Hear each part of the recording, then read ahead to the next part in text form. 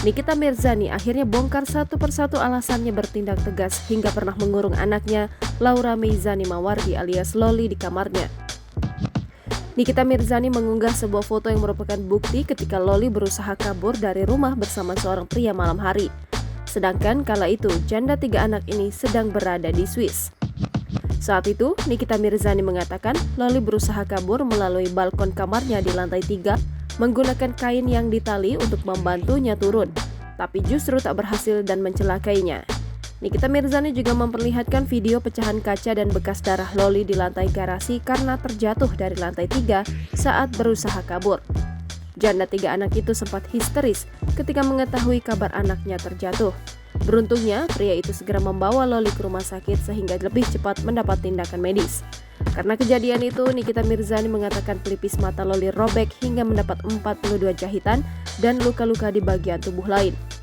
Bahkan Nikita Mirzani juga sudah memenjarakan pria yang hendak pergi bersama Loli malam itu.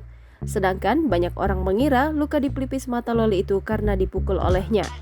Mantan Antonio Dedola ini sengaja membongkar kejadian tersebut agar Loli tersadar dan kembali fokus belajar selama sekolah di London.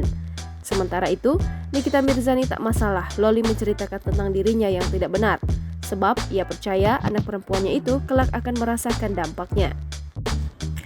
Loli, Mimi ini selama ini diam, ya.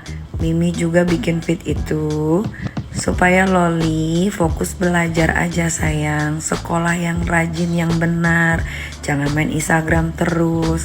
Kalau yang Loli bikin itu atau Loli bercerita itu semuanya benar, tidak ada masalah. Tapi kalau jatuhnya memfitnah, itu harus diluruskan. Loli kan tahu Mimi sifatnya gimana, ya. Loli itu pernah sekolah di Al-Wildan pesantren di Serpong sayang. Sampai 3 staf dikeluarin karena siapa? Karena Loli.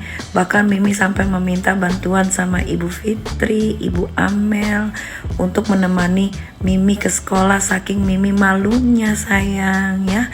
Jangan sampai nanti orang-orang terdekat yang pernah kenal sama kamu dan sekolah-sekolahan yang pernah kamu sekolahin itu speak up dengan sendirinya. Jangan lupa subscribe, share, komen, dan like ya.